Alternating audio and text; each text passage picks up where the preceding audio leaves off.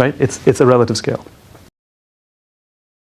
You might be a technologist or an engineer, and you might think you're the hottest, best, most fantastic engineer, and so does everybody else, and you walk around like this, and you go take a dance class, all of a sudden your ego's not so big anymore, right?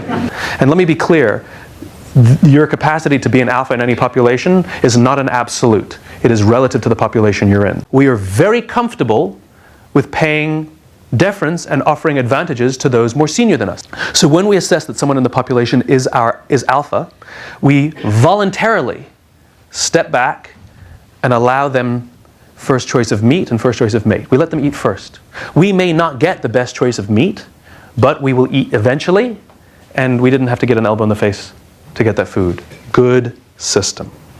To this day, we are very comfortable with paying deference and offering advantages to those more senior than us, making more money than you as a salary, having a bigger salary than you. You might think they're an idiot, but it doesn't actually bother you that they make more money than you because they outrank you. It doesn't bother us at all that somebody more senior than us has a bigger office or a better parking space. I can promise you that if, as you were walking out of this room, if Steven Spielberg happened to walk in, you would hold the door open for him. And then you would go home and tell your spouse or your boyfriend or your girlfriend, you'll never believe what happened today. I held the door open for Steven Spielberg. How come you don't advertise when you hold the door open for anybody else? And so this whole idea of deference and how we always defer and sort of volunteer to these alphas is a natural human response, and it's a survival instinct, and it's all about this.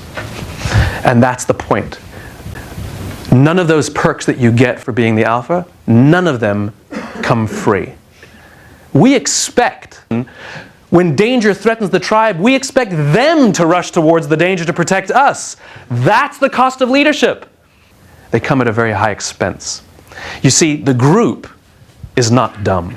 You don't have to be a leader. It is a choice. If you don't like the costs of leadership, you may not accept the perks of leadership because they do not come for free.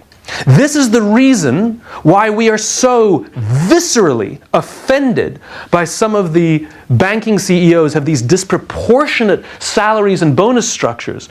It's not the money that offends us. It's that we know deep inside us that they have violated the very definition of what it means to be a leader. They have accepted all of the perks and bonuses and benefits of being the leader, and yet they're not willing to make any of the sacrifices for the role that they have accepted. In other words, we know that they allowed their people to be sacrificed for them to keep their bonuses and perks and advantages. Worse, sometimes they chose to sacrifice their people to protect their bonuses and their perks. This is what so offends us. It's not the money. If I told you we're going to give a $150 million bonus to Nelson Mandela, does anyone have a problem with that? No. How about a $250 million bonus to Mother Teresa? Got an issue with that? No. It's not the money. It's not the money. It's that leadership is a choice, and in our modern day and age, unfortunately, many of the people who like to call themselves leaders are not leaders at all. And we have to do what they say because they have authority over us, but we would not follow them. And this is a problem. Because when we do not feel that they have our backs, when we do not feel safe working inside their organizations, they force us to spend our time and our energy to protect ourselves from them. And the organization itself suffers.